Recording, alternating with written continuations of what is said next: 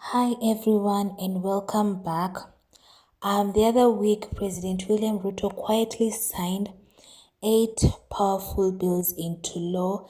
Now, the government says that these laws are about fixing the economy, getting rid of corruption, and bringing justice. But if you dig into the details, these bills do two major things. They change the very way you can own land, and they give the government frightening new powers to block content online, especially silencing dissent. So, guys, I'm going to break down some of these 8 acts, the good, the bad, and the genuinely concerning. But guys, so for me and for many Kenyans, the genuinely concerning, first of all, is the cyber security and content creators bill. This is the most controversial bill, freedom of speech, and whatnot. So the advantage of this, is that officially this law is great. It's supposed to help, catch hackers, stop digital fraud like SIM swap, and protect individuals from severe online harassment.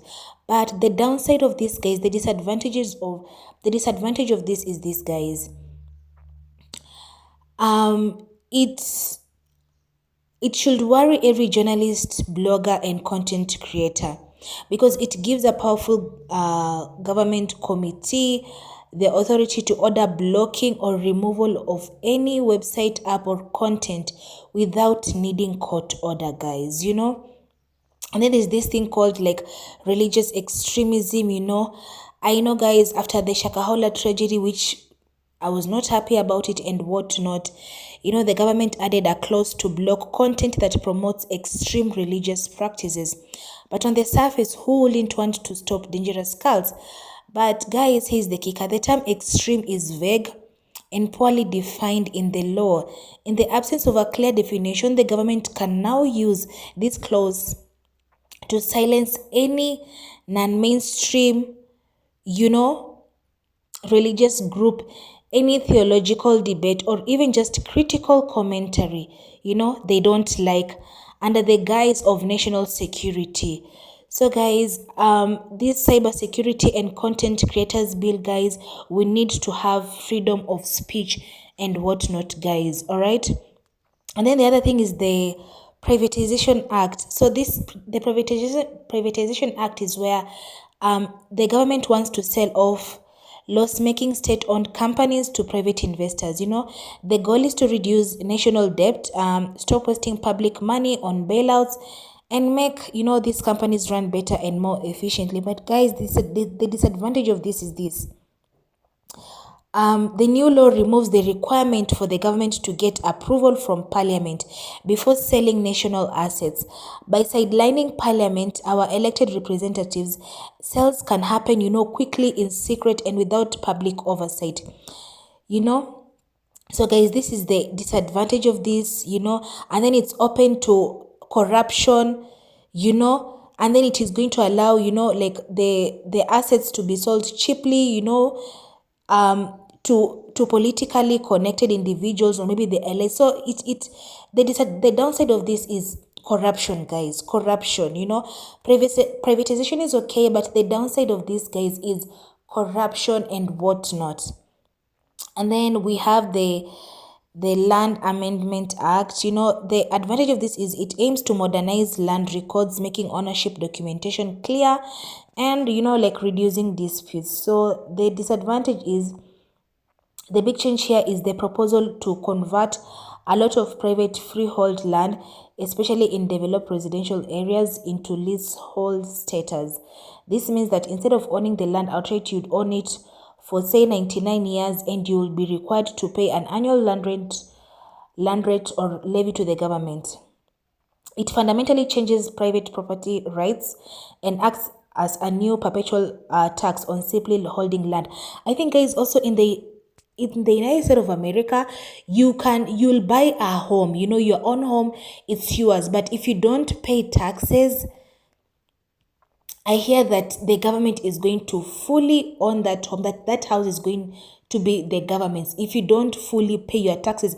And guys, you've bought that home fully in cash, but if you don't pay the taxes, your home is going to belong to the government. Like the government is going to take that house of yours. So Ruto is trying to impose this,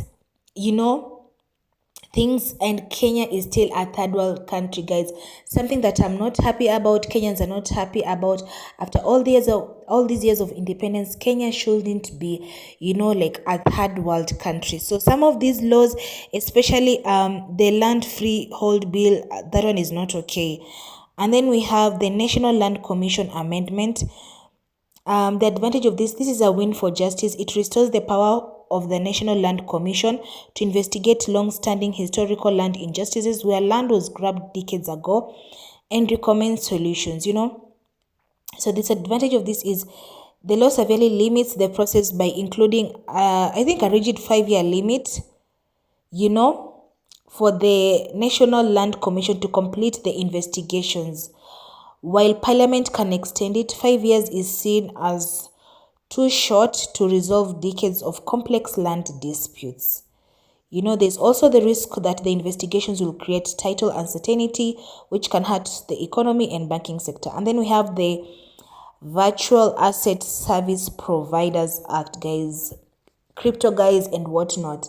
So this law brings formal regulation, forcing crypto exchanges and custodians to get licensed, protect customer money, and follow global standards on fighting money laundering, guys.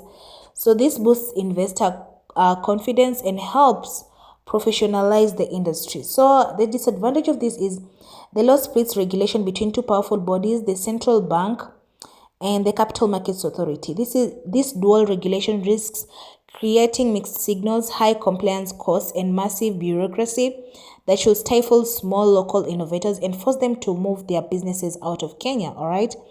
So we have the Police Welfare Bill, the National Police Service Commission Amendment Act. So this is a great necessary law. It legally requires the police service to provide dedicated mental health support and psychosocial counseling centers for officers.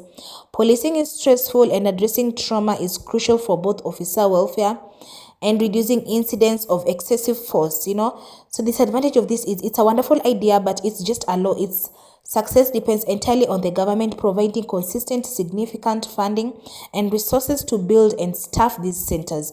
If they don't do it, it remains an unfunded mandate and a piece of paper. All right, guys. So the air travel fee bill, guys.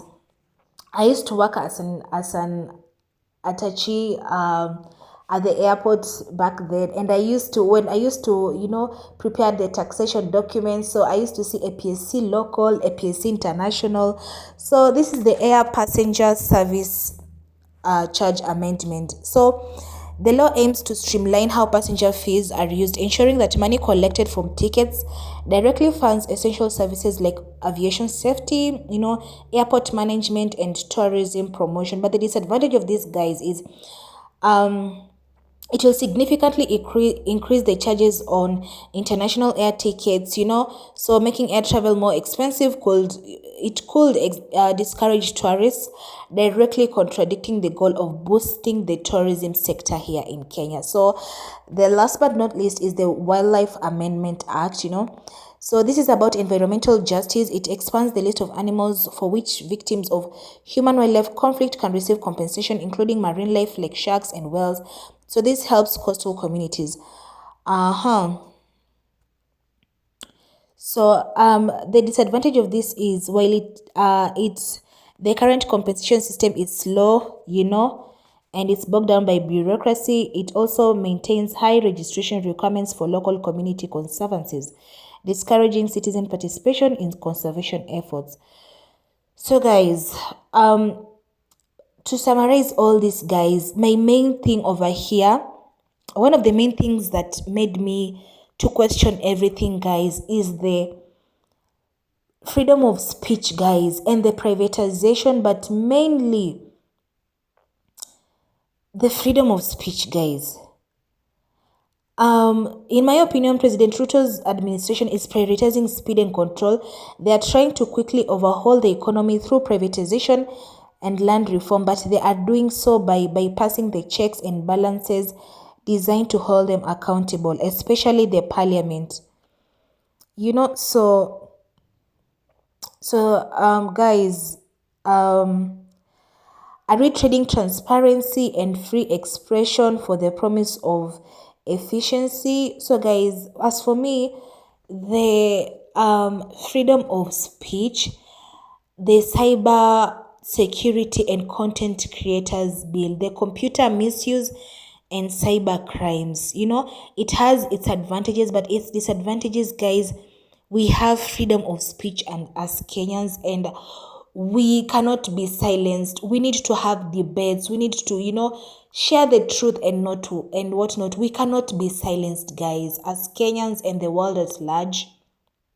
We cannot be silenced. We don't want to, you're afraid to speak the truth. You're afraid to talk you can speak the truth without verbally abusing anyone and whatnot. So, guys, as for me, the cybersecurity and content creators bill, it has its advantages, but its disadvantage is, that freedom of speech, guys. No, that one for me, we need to have freedom of speech, especially for content creators, journalists, bloggers, vloggers. We speak our truth, and whatnot. So yeah, guys, kindly let me know, guys, what you think about this and whatnot. Kindly comment down below what are your thoughts on this. Thank you so much, guys, for watching my content, for liking, sharing, subscribing. Thank you so much, guys. Kindly let me know your thoughts, your opinions, on these laws, that cover finance and the land rights and, the security and whatnot.